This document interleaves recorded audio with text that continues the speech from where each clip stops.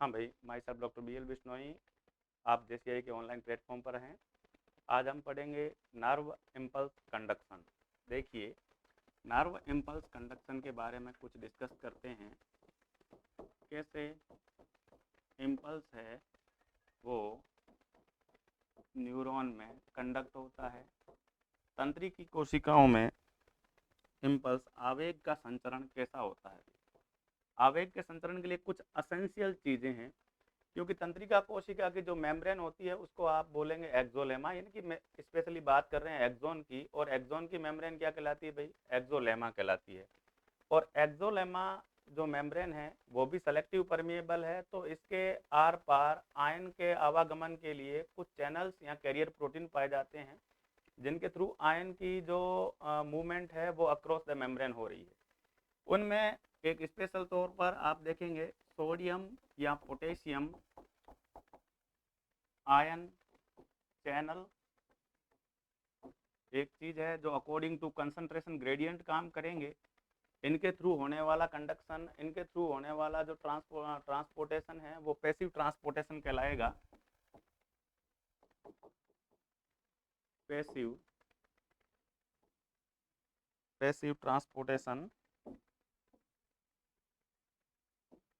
देखिए, इनके थ्रू होने वाला ट्रांसपोर्टेशन आपका पैसिव मेथड में आएगा, जिसमें कोई एनर्जी कंज्यूम नहीं होगी। दूसरी बात, ये अकॉर्डिंग टू कंसंट्रेशन ग्रेडियंट होगा, कंसंट्रेशन ग्रेडियंट के अकॉर्डिंग होगा। तीसरी बात, एनर्जी कंजप्शन नहीं होगा, energy not use, energy use नहीं होगी। तीन चीज़ें इसमें रहेगी। सोडियम और potassium according to concentration gradient inner side to outside और outside to inner side movement करेंगे। और ये बात आप जानते हैं कि एक्सोप्लाज्म के अंदर यानी एक साइटोप्लाज्म है, इसके अंदर आपके कौन से आयन ज़्यादा होते हैं? पोटेशियम आयन की कंसंट्रेशन ज़्यादा होती है। और बाहर के एक्स्ट्रा सेलुलर फ्लूइड में आपके किसकी कंसंट्रेशन ज़्यादा होती है? तो आप कहेंगे सोडियम की कंसंट्रेशन है वो ज़्यादा होती है। तो इनकी मूवमेंट होगी अकॉर्डिंग टू कंसंट्रेशन ग्रेडियंट। आगे आप देखिए दूसरे कौन से काम में आते हैं।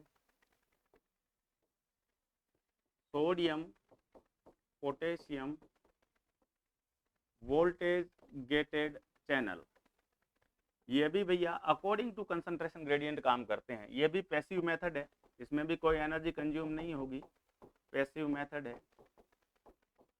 दूसरी बात, ये भी अकॉर्डिंग टू कंसंट्रेशन ग्रेडियंट काम करेंगे, सांद्रता प्रवणता के अनुसार काम करेंगे। तीसरी बात, इनकी ओपनिंग और क्लोजिंग को कंट्रोल करने के लिए वोल्टेज रेस्पॉन्सिबल है। Opening and closing controlled by, opening and closing है वो कंट्रोल्ड बाई और regulated by, controlled by voltage और पोटेंशियल कह दो, वोल्टेज। देखिए कैसे ओपनिंग और क्लोजिंग को वोल्टेज कंट्रोल कर रहे हैं, तो आप कहेंगे सोडियम वोल्टेज गेटेड चैनल, इसकी बात करते हैं तो आप कहेंगे इसको ओपन करने के लिए कौन रेस्पॉन्सिबल है? तो आप देखिएगा सोडियम वोल्टेज गेटेड चैनल है वो आपके माइनस 55 मिली वोल्ट पर ओपन होते हैं, माइनस 55 मिली वोल्ट पर ओपन होते हैं। और क्लोज कहाँ पर होंगे? तो आप कहेंगे क्लोज होते हैं प्लस 30 मिली वोल्ट पर, प्लस 30 मिली वोल्ट पर ये क्लोज होते हैं।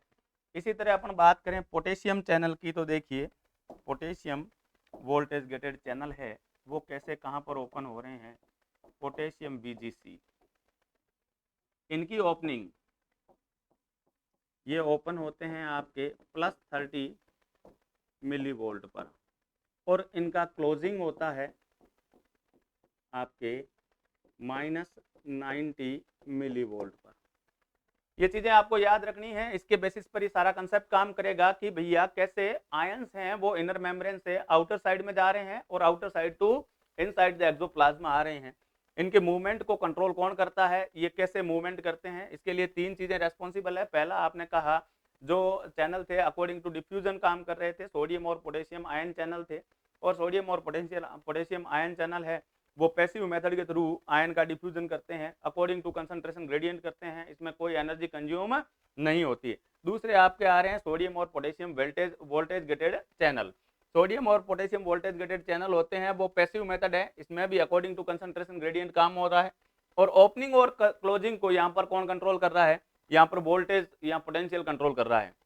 जैसे सोडियम वोल्टेज गेटेड चैनल की अपन बात करते हैं तो ये -55 मिलीवोल्ट पर ओपन होते हैं और +30 मिलीवोल्ट पर ये क्लोज होते हैं। वैसे ही पोटेशियम वोल्टेज गेटेड चैनल की अपन बात करते हैं तो भैया +30 मिलीवोल्ट पर तो ये होंगे ओपन और -90 मिलीवोल्ट पर ये होंगे close. Next one, last point है आपका, कौन भैया जा रहा है तो देखिए, आप कहेंगे third one point is sodium potassium ATPase pump कब काम करता है। सोडियम पोटेशियम एटीपीएज पंप ये आपके मेम्ब्रेन के रेस्टिंग मेम्ब्रेन पोटेंशियल को वापस बनाए रखने के लिए, यानी कि एक्सोलेमा जो कि एक्सोन की मेम्ब्रेन है उसकी नॉर्मल कंडीशन को बनाने का कार्य कौन करता है, आपका सोडियम पोटेशियम एटीपीएज पंप करते हैं। देखिए इसमें क्या होता है, ये मान लो एक्सोलेमा है, ये एक्सोन की एक मेम्ब्रेन है, सेल मेम्ब्रेन बनाई है मैंने, और इसके अंदर ये सोडियम पोटेशियम एटीपीएज पंप है, ये कोई प्रोटीन है और इसके इर्द गिर्द दो चैनल है, एक तो चैनल ये हैं और दूसरा चैनल आपका ये है। देखिए सर, और इस चैनल के थ्रू एक तरफ तो आयन बाहर जा रहे हैं और दूसरी तरफ आयन अंदर आ रहे हैं। तो कौन से आयन, ये अगेंस्ट द कंसंट्रेशन ग्रेडियंट काम करता है, ये एक्टिव प्रोसेस के थ्रू काम करते हैं भाई। तो अंदर कौन ज़्यादा होता है, आप अभी जानते हैं पोटेशियम अंदर ज़्यादा होता है, तो पोटेशियम क्या आएगा, अंदर आएगा। और बाहर कौन ज़्यादा होता है, सोडियम, तो आप जानते हैं सोडियम क्या जाएगा, बाहर जाएगा। कितने सोडियम जाएंगे, 3 सोडियम। कितने पोटेशियम अंदर आएंगे, 2 पोटेशियम। याद रहेगा भाई। और इस प्रोसेस के अंदर आप एटीपी कंज्यूम करते हैं, तो देखिए एटीपी एनर्जी कंज्यूम होगी, एटीपी टूटेगा किस में बेटा, ADP plus inorganic phosphate plus energy में। याद रहेगा भाई, यस। देखिएगा ये अगेंस्ट द कंसंट्रेशन ग्रेडियंट काम करता है, ये एक्टिव प्रोसेस है। ये कैसी प्रोसेस है भाई, active process. Sodium potassium ATPase pump active method है। कैसा मेथड है, एक्टिव मेथड है भाई। कैसा मेथड है, एक्टिव मेथड। एनर्जी कंज्यूम होगी क्या, एनर्जी कंज्यूम होगी, एटीपी का यूज किया जाएगा, एनर्जी कंज्यूम्ड। और अपन तीसरी बात करें कि इसमें क्या होगा, 3 सोडियम बाहर जाएंगे और 2 पोटेशियम क्या होंगे भाई, अंदर जाएंगे, है ना। 3 सोडियम बाहर निकलेंगे, 2 पोटेशियम अंदर आएंगे। ये अगेंस्ट द कंसंट्रेशन ग्रेडियंट होता है, अगेंस्ट कंसंट्रेशन ग्रेडियंट, सांद्रता प्रवणता के खिलाफ होने वाली प्रोसेस है। यहाँ सांद्रता प्रवणता का विरोध किया जाएगा, क्योंकि पहले से ही आप जानते हो अंदर कौन ज्यादा है, अंदर आप कहते हो पोटेशियम ज्यादा है, फिर भी पोटेशियम को क्या किया जा रहा है, बाहर से अंदर लाया जा रहा है। और बाहर कौन ज्यादा है, तो बाहर आप जानते हो कि भैया सोडियम ज्यादा है, और फिर भी सोडियम को कहाँ भेजा जा रहा है, बाहर भेजा जा रहा है। और ये एनवायरमेंट क्या है, एक्स्ट्रा सेल्यूलर एनवायरमेंट है या एक्स्ट्रा सेल्यूलर फ्लूइड है। और ये क्या है, ये एक्सोप्लाज्म है, ये एक्सोन के अंदर का एनवायरमेंट है भाई। किसके अंदर का, एक्सोन के अंदर का एनवायरमेंट। ये 3 चीजें ध्यान रखनी है। कैसे इंपल्स कंडक्ट होता है उसके बारे में अपन डिटेल डिस्कस करते हैं। देखिए अब इंपल्स का कंडक्शन कैसे होता है, नॉर्मली जो जब एक्सोन रेस्टिंग फेज में हो तब उस कंडीशन के एक्सोन को अपन बोलते हैं पोलराइज्ड एक्सोन। क्या बोलते हैं, पोलराइज्ड न्यूरॉन या पोलराइज्ड एक्सोन। कुछ नॉर्मल टर्मिनोलॉजी है, देखिए रेस्टिंग मेम्ब्रेन पोटेंशियल आरएमपी, क्या होता है आरएमपी, रेस्टिंग मेम्ब्रेन पोटेंशियल, और इसको अपन शॉर्ट में बोलते हैं आरएमपी। RMP का मतलब होता है रेस्टिंग अवस्था में, जब न्यूरॉन में कोई इम्पल्स कंडक्ट नहीं हो रहा हो, जब किसी भी आवेग का संचरण नहीं हो रहा हो, उस अवस्था में जो एक्सोन की मेम्ब्रेन के ऊपर चार्ज रहता है, पोटेंशियल रहता है, उस पोटेंशियल को आप क्या नाम देते हैं? RMP का नाम देते हैं, रेस्टिंग मेम्ब्रेन पोटेंशियल बोलते हैं। जैसे मैं एक डायग्राम बना के दिखाऊं तो ये रेस्टिंग फेज में एक्सोन का डायग्राम है। देखिए ये एक्सोन है और इस एक्सोन पर रेस्टिंग फेज में बाहर की तरफ क्या रहता है बेटा? Positive charge. बाहर की तरफ क्या रहता है? Positive charge. और अंदर की तरफ क्या रहता है? Negative charge. देखिए बाहर की तरफ पॉजिटिव चार्ज और अंदर की तरफ कौन है भाई? Negative charge. ये रेस्टिंग फेज है। कैसी फेज है? Resting phase. और इस अवस्था में न्यूरॉन या एक्सोन क्या कहलाता है? पोलराइज्ड। ध्रुवीकृत है कि नहीं है? पोलराइज्ड है, क्योंकि इसमें पोलैरिटी बनी हुई है। ध्रुवीकृत है, पोलराइज्ड, ध्रुवीकृत है। ध्रुवीकृत कैसे हैं? बाहर पॉजिटिव और अंदर नेगेटिव। और इस अवस्था में जो अपन पोटेंशियल डिफरेंस देखेंगे, वोल्टेज देखेंगे, तो अपन देखेंगे अंदर से बाहर की तरफ, और इसकी वैल्यू कितनी आती है? -70 मिली वोल्ट आती है। कितनी भैया? -70 मिली वोल्ट आती है। यानी कि रेस्टिंग मेम्ब्रेन पोटेंशियल की वैल्यू कितनी होती है? -70 मिली वोल्ट होती है। इस अवस्था में इस एक्सोलेमा के बाहर कैसा चार्ज रहता है? ये एक्सोलेमा है भाई। ये कौन है? एक्सोलेमा। इस एक्सोलेमा के बाहर तो रहता है आपका पॉजिटिव चार्ज और अंदर की तरफ कैसा चार्ज रहता है? Negative charge. ये आपका एक्सोप्लाज्म है, अंदर की तरफ नेगेटिव चार्ज है। इसको मैनेज कौन कर रहा है? कौन से आयन है इस पॉजिटिव और नेगेटिव चार्ज को बैलेंस किए हुए हैं? तो बाहर तो अपने आयन रहते हैं बेटा सोडियम, जिनकी कंसंट्रेशन बहुत ज्यादा होती है। नेगेटिव आयन रहते हैं क्लोराइड। और अंदर की तरफ जो आयन रहेगा पॉजिटिव, वो तो होगा पोटेशियम। और नेगेटिव में एक तो नेगेटिव चार्ज प्रोटीन होती है, प्रोटीन जो कि नेगेटिव चार्ज है। साथ ही साथ में कौन होते हैं बेटा? फोस्फेट। कौन होते हैं भाई?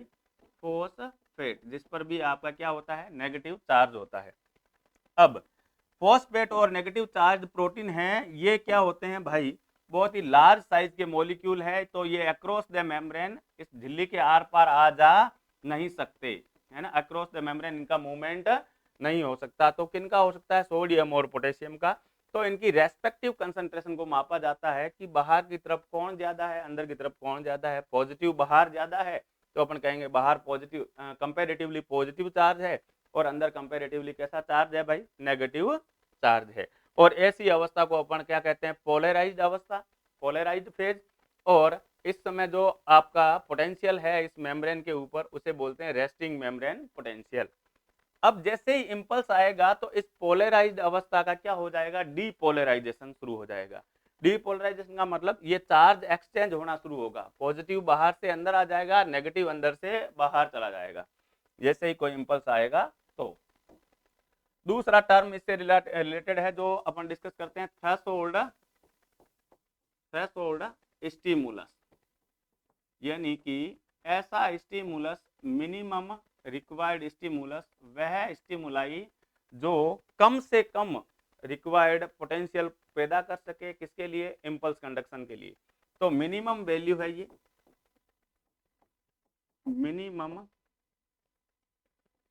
Minimum stimuli which is responsible for, which is essential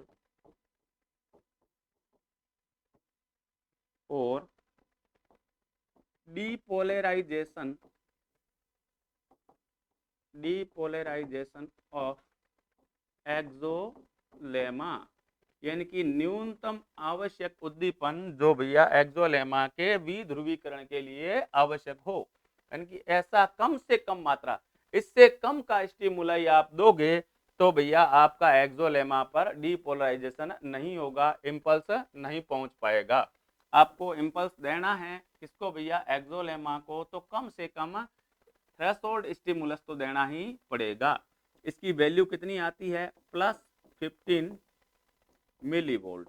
कम से कम जो आप स्टिमुलस दोगे वो +15 मिली वोल्ट का होगा, तब जाके आपका इंपल्स है वो एक्सोन की मेम्ब्रेन के ऊपर अपना एग्जिस्टेंस रख पाएगा। देखिए आगे अपन बात करते हैं तो इसको अपन एक ग्राफिकल रूप से समझने की कोशिश करेंगे कि ये जैसे कोई एक्सॉन है, ये कोई एक्सॉन है, इसके ऊपर इम्पल्स कैसे आता है, ये एक्सॉन है, इसके अपन कंपैरेटिव स्टडी करके देखते हैं।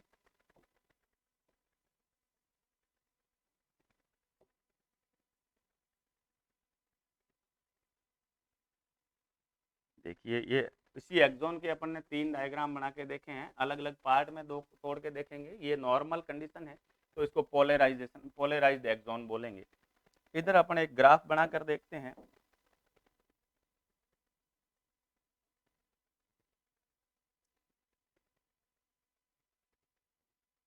ये देखिए यहाँ एक्स एक्सिस पर तो आप टाइम ले रहे हैं और वाई एक्सिस पर क्या ले रहे हैं, पोटेंशियल ले रहे हैं। पोटेंशियल की वैल्यू देखिए -90, -80, -70, -60, -50, -40, -30, -20, -10 और ये 0, +10, +20, +30, +40। अभी जो न्यूरॉन रेस्टिंग फेज में है, यहाँ वाली एक कंडीशन, उस समय उस पर चार्ज कितना है, -70 मिलीवोल्ट है। कितना है भाई, -70 मिलीवोल्ट उसके ऊपर आपका चार्ज है। ये देखिए ये रेस्टिंग फेज में न्यूरॉन है आपका, जिस न्यूरॉन को अपन क्या बोलते हैं, पोलराइज्ड न्यूरॉन। क्या बोलते हैं भाई, पोलराइज्ड न्यूरॉन बोलते हैं। तो ये पहली अवस्था है, इसको बोला जाता है पोलराइज्ड फेज।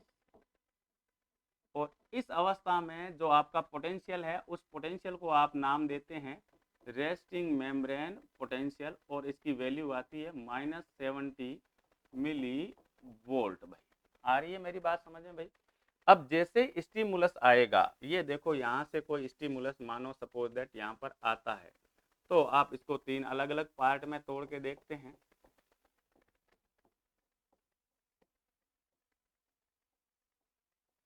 और इसकी वैल्यू कितनी है आप जानते हैं, +15, कम से कम +15 तो चाहिए ही चाहिए।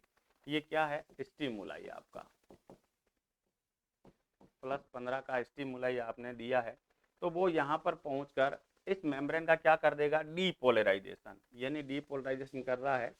यहाँ कर रहा है पॉजिटिव और बाहर क्या पैदा कर रहा है, नेगेटिव चार्ज। तो यहाँ पर आपने सेकंड अवस्था में देखा है depolarisation.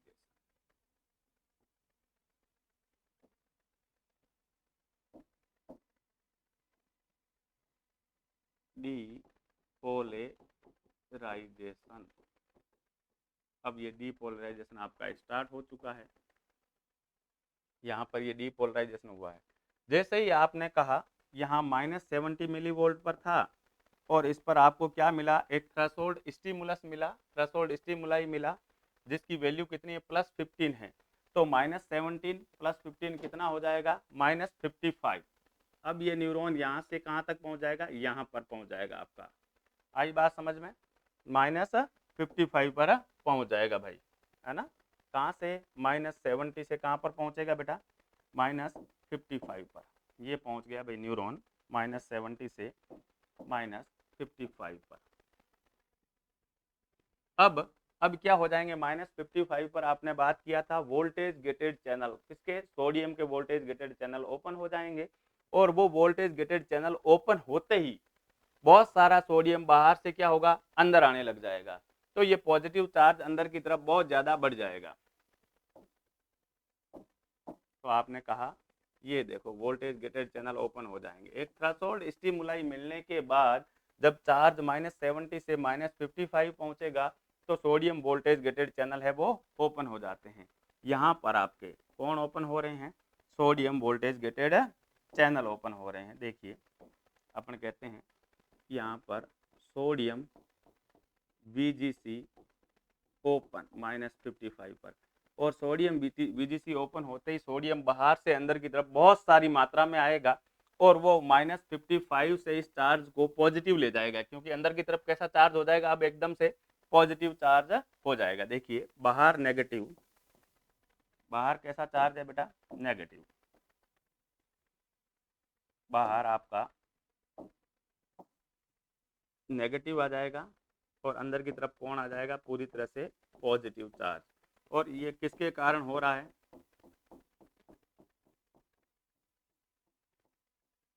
Voltage gated channel open होने के कारण। कौन से वोल्टेज गेटेड चैनल ओपन हो रहे हैं, सोडियम। और ये कहाँ ले जाएंगे, -55 से इस चार्ज को +30 तक ले जाएंगे। कहाँ तक ले जाएंगे, +30 तक।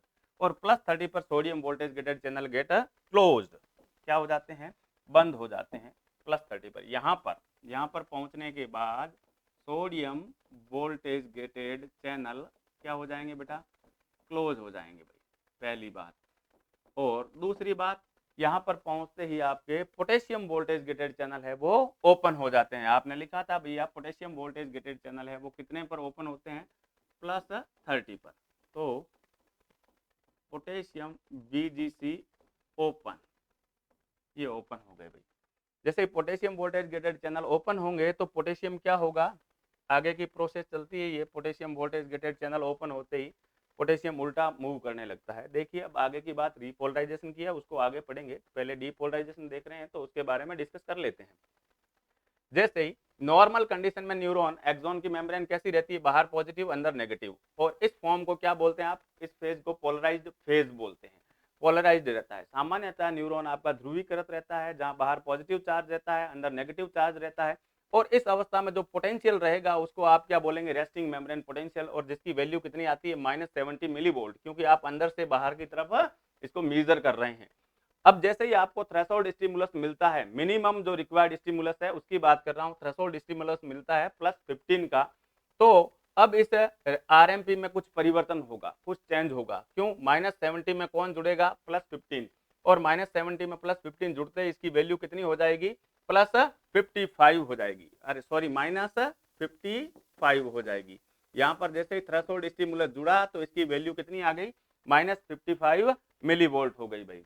जैसे ही -55 मिलीवोल्ट इसकी वैल्यू हो जाएगी तो यहाँ पर सोडियम वोल्टेज गेटेड चैनल क्या हो जाएंगे, ओपन हो जाएंगे, और बाहर से पॉजिटिव चार्ज बहुत सारा क्या होगा, अब अंदर की तरफ आएगा। जैसे ही बाहर से पॉजिटिव चार्ज बहुत सारा अंदर की तरफ आएगा तो इस न्यूरॉन का क्या हो जाएगा, डीपोलराइजेशन। क्या हो जाएगा भैया, डीपोलराइजेशन, यानी अंदर पॉजिटिव बाहर नेगेटिव। ये फेज क्या कहलाती है, डीपोलराइज्ड फेज कहलाती है। इस फेज को आप क्या नाम देते हैं, डीपोलराइज्ड फेज कहते हैं। कैसी फेज कहते हैं, डीपोलराइज्ड फेज।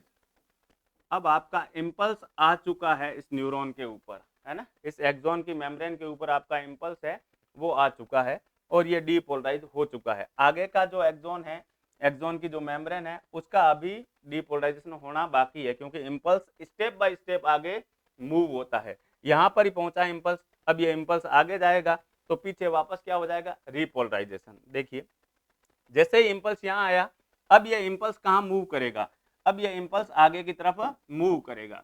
ये इम्पल्स यहाँ से अब कहाँ जाएगा, अगले भाग में। जैसे ही अगले भाग में जाएगा तो पीछे का भाग का वापस नॉर्मलाइजेशन होगा, यानी कि वो वापस रीपोलराइज होगा, तो वो इस फॉर्म में आएगा, रेस्टिंग फॉर्म में आएगा। यानी कि इम्पल्स आगे की तरफ मूव किया तो पीछे क्या शुरू हो गया, नॉर्मलाइजेशन। देखिए नॉर्मलाइजेशन कैसे हो रहा है, इम्पल्स आगे गया तो वापस इम्पल्स आगे जाने से आपका थ्रेशोल्ड स्टिमुलस मिलेगा, वही वापस -55 होगा। -55 होते ही यहाँ पर sodium voltage gated channel open हो जाएंगे और यहाँ पर भी वैल्यू क्या कितनी हो जाएगी बेटा, -55 से +30 हो जाएगी। लेकिन पीछे के वापस क्या प्रोसेस शुरू हो जाएगी, रीपोलराइजेशन। देखिए ये तो आपका पोलराइज्ड फेज है, सॉरी एक मिनट, ये आपकी डीपोलराइज्ड फेज है। कैसी फेज है, डीपोलराइज्ड फेज। कैसी फेज है भाई, डीपोलराइज्ड फेज है। हाँ जी, अब इसका जिस पोर्शन से इम्पल्स आगे की तरफ मूव कर गया है, पीछे बचे हुए पोर्शन का क्या होगा, रीपोलराइजेशन। अब आगे की जो प्रोसेस चलेगी वो चलेगी बेटा रीपोलराइजेशन की। किसकी प्रोसेस चलेगी, रीपोलराइजेशन की। देखिए ये कोई न्यूरॉन है, इसका कैसे रीपोलराइजेशन हो रहा है, यहाँ पर वापस नेगेटिव आएगा अंदर की तरफ और बाहर की तरफ क्या हो जाएगा, पॉजिटिव, और यहाँ पर क्या आ गया, नेगेटिव, और यहाँ पर क्या आ गया, पॉजिटिव, क्योंकि इम्पल्स आगे की तरफ मूव कर चुका है। इम्पल्स अगली बार फिर आगे की तरफ मूव करेगा तो पीछे वो की वो प्रोसेस शुरू हो जाएगी। इस प्रोसेस को अपन क्या बोलते हैं? रीपोलराइजेशन। और ये रीपोलराइजेशन किसके कारण हो रहा है? पुनः ध्रुवीकरण। तो ये हो रहा है भैया +30 मिलते ही पोटेशियम वोल्टेज गेटेड चैनल है वो ओपन हो जाते हैं। जब इसका पोटेंशियल की वैल्यू +30 हो जाएगी तो सोडियम वोल्टेज गेटेड चैनल तो बंद हो जाएंगे और पोटेशियम वोल्टेज गेटेड चैनल है वो ओपन हो जाएंगे, और वो इस चार्ज को कहाँ ले जाएंगे? -90 पर। कहाँ पर ले जाएंगे? -90 पर। और -90 पर आपके क्या होते हैं? पोटेशियम वोल्टेज गेटेड चैनल है वो क्लोज हो जाते हैं। यहाँ पर पहुँचने पर आपके पोटेशियम बीजीसी क्लोज होते हैं। मेरी बात आ रही है समझ में भाई? यहाँ पोटेशियम वोल्टेज गेटेड चैनल है वो क्लोज हो जाएंगे। अब यहाँ पर जो पोटेंशियल है रीपोलराइजेशन में, यहाँ पर जो वैल्यू आई है किसकी बेटा? पोटेंशियल की। यहाँ पर जो पीछे जिस पोर्शन का रीपोलराइजेशन हुआ है यहाँ पर पोटेंशियल की वैल्यू -70 नहीं होगी, -90 हो जाएगी। आपने अभी यहाँ ग्राफ में देखा है कि इसकी वैल्यू कितनी हो जाएगी? -90। और इसको बोलते हैं हाइपर पोलराइजेशन। रीपोलराइजेशन से ऊपर क्या हो गया ये बेटा? Hyper polarisation. हाइपर पोलराइजेशन ये नॉर्मल वैल्यू से भी ज्यादा चला गया भाई। ये प्रोसेस तो थी आपकी डीपोलराइजेशन।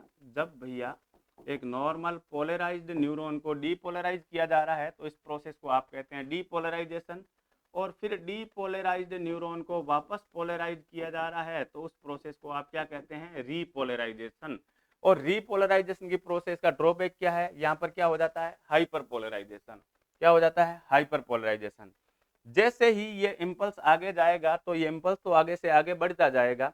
अब क्या हो गया? पीछे वाले पोर्शन का हाइपर पोलराइजेशन, तो इसको नॉर्मल लाना पड़ेगा। क्यों? यदि आपने नॉर्मल कंडीशन पर नहीं लाया, -70 मिलीवोल्ट पर नहीं लाया, तो नए इम्पल्स को ये रिसीव ही नहीं कर पाएगा, नए स्टिमुलस को ये न्यूरॉन गेन ही नहीं कर पाएगा। तो इसको किस कंडीशन में लाना पड़ेगा? वापस नॉर्मल कंडीशन में। कितनी पर? -70 मिलीवोल्ट पर। कहाँ से? -90 से। तो आप इसको नॉर्मल लाने का प्रयास करते हैं तो आप किसके थ्रू नॉर्मल लाएंगे? अब लाएंगे बेटा sodium potassium voltage gated channel के through. Sodium potassium ATPase pump के थ्रू। कौन से पंप के through? Sodium potassium ATPase pump के थ्रू वापस इसका नॉर्मलाइजेशन करते हैं। ये कंडीशन देख रहे हैं आप भाई? इसको मैं आगे और बताऊं तो आप देखिएगा, रे डायग्रामेटिकली आपको रिप्रेजेंट करूं। नॉर्मली आपका न्यूरॉन कैसा रहता है? Normal condition, normal axon. और नॉर्मल एक्सॉन को आप क्या बोलते हैं? Polarised axon. कैसा एक्सॉन बोलते हैं भाई? पोलराइज्ड। Polarised axon. और पोलराइज्ड एक्सॉन के ऊपर जो पोटेंशियल होता है उसको आप नाम देते हैं रेस्टिंग मेम्ब्रेन पोटेंशियल। और इसकी वैल्यू कितनी होती है? -70 मिली वोल्ट होती है। ये बात आई समझ में? अब आप क्या देते हो? इस एक्सॉन को एक स्टिमुलस देते हो जिसकी वैल्यू कितनी होनी चाहिए? थ्रेशोल्ड से ज्यादा। आपने दिया स्टिमुलस, क्या ऐड किया है आपने? +15, एक पल +15 मिली वोल्ट का मिनिमम। तो आपने कहा हमने यहाँ पर जोड़ा है थ्रेशोल्ड स्टिमुलस, और जिसकी वैल्यू कितनी होती है? थ्रेशोल्ड स्टिमुलाई जिसकी वैल्यू +15 मिली वोल्ट है आपकी। ये लो थ्रेशोल्ड स्टिमुलस ऐड किया। अब रेस्टिंग मेम्ब्रेन पोटेंशियल की वैल्यू कितनी आ जाएगी? -55 मिली वोल्ट। पोटेंशियल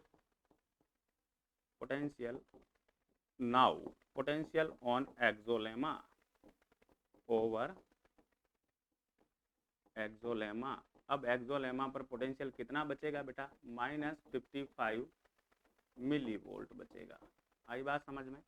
जैसे ही -55 मिली वोल्ट ये पोटेंशियल की वैल्यू -55 मिली वोल्ट होगी तो क्या ओपन हो जाएंगे? Sodium voltage gated channel gate open. Sodium VGC open हो जाएंगे। ये लो ओपन हो गए। तो अब क्या होगा? बहुत सारा सोडियम बाहर से क्या होगा बेटा? अंदर की तरफ आएगा।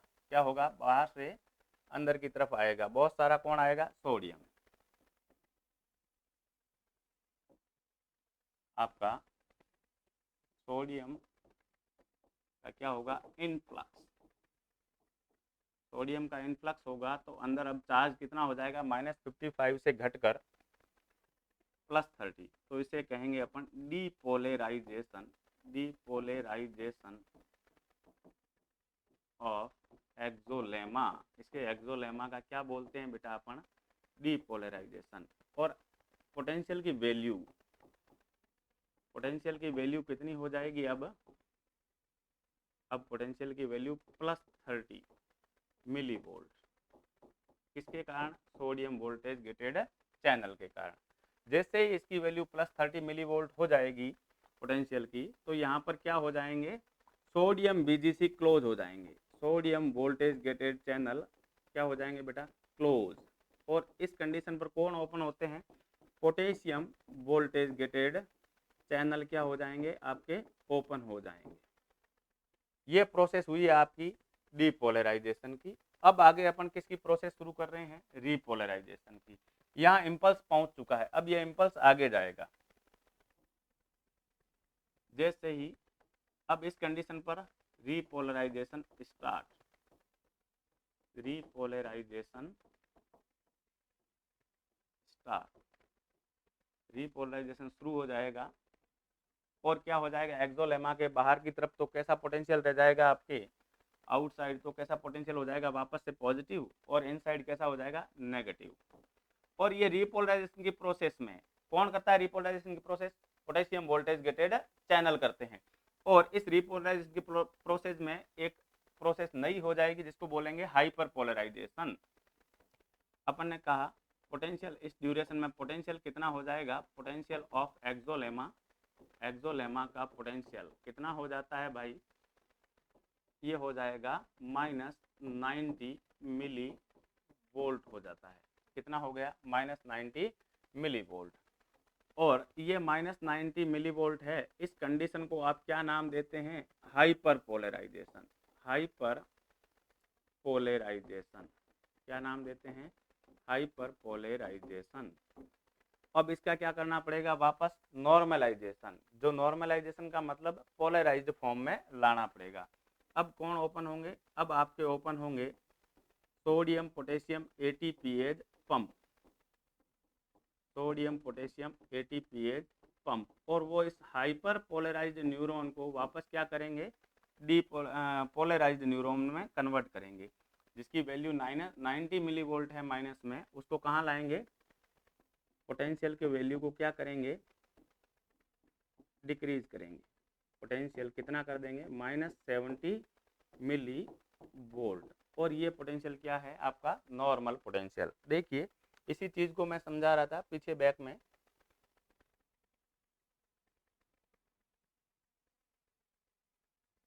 ये देखिए नॉर्मली आपका जो एक्सोन रहता है वो कैसा रहता है, पोलराइज्ड रहता है। उस अवस्था में एक्सोन के ऊपर जो पोटेंशियल एग्जिस्ट करता है उस पोटेंशियल को आप नाम देते हैं रेस्टिंग मेम्ब्रेन पोटेंशियल। नॉर्मल अवस्था में आपका एक्सोन पोलराइज्ड फेज में रहेगा, और उस अवस्था में जो पोटेंशियल होता है उस पोटेंशियल को आप क्या नाम देते हैं, रेस्टिंग मेम्ब्रेन पोटेंशियल। जिसकी वैल्यू कितनी होती है, -70 मिली वोल्ट होती है। कितनी होती है जिसकी वैल्यू, ये आपकी -70 मिली वोल्ट होती है। जिसमें बाहर की तरफ तो कौन रहेगा, पॉजिटिव चार्ज, और अंदर की तरफ कौन रहेगा, नेगेटिव चार्ज।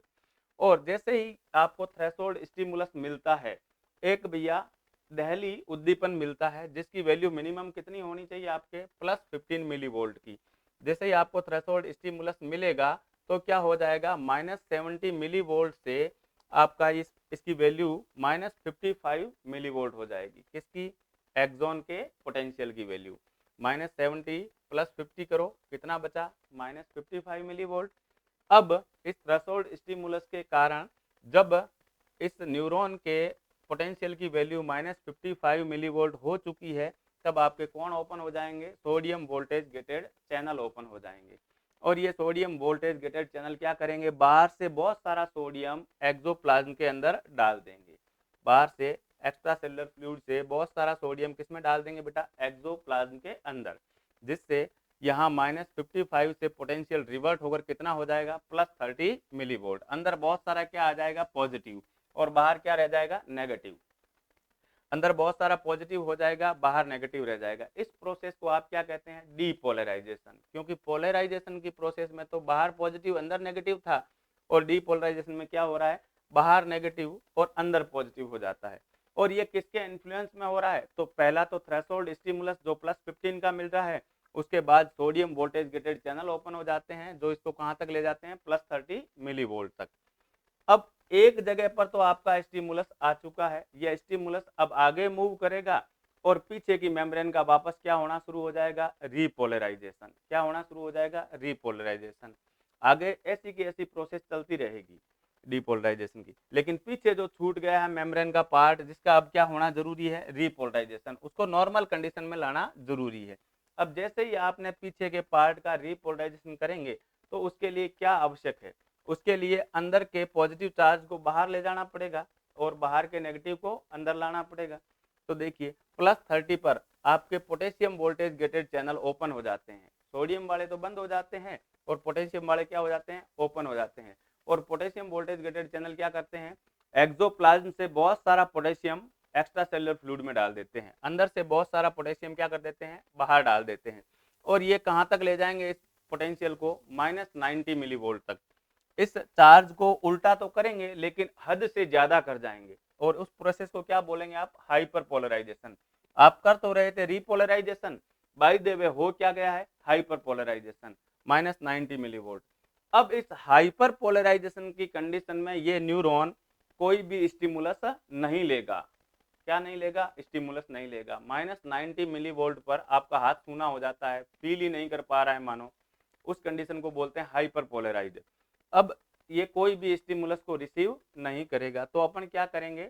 इस हाइपर पोलराइज्ड न्यूरॉन को इस फेज में लाना चाहेंगे, पोलराइज्ड फॉर्म में। तो अपन -90 को वापस कहां तक लाना चाहेंगे? -70 तक लाना चाहेंगे। इसके लिए आपको क्या करना पड़ेगा? कंसंट्रेशन ग्रेडियंट के अगेंस्ट काम करना पड़ेगा, और वो कौन करेगा? Sodium potassium voltage gated channel करेंगे। आ रही है मेरी बात समझ में भाई? ओके, ये आपका नर्व इम्पल्स कंडक्शन था। Thanks a lot dear.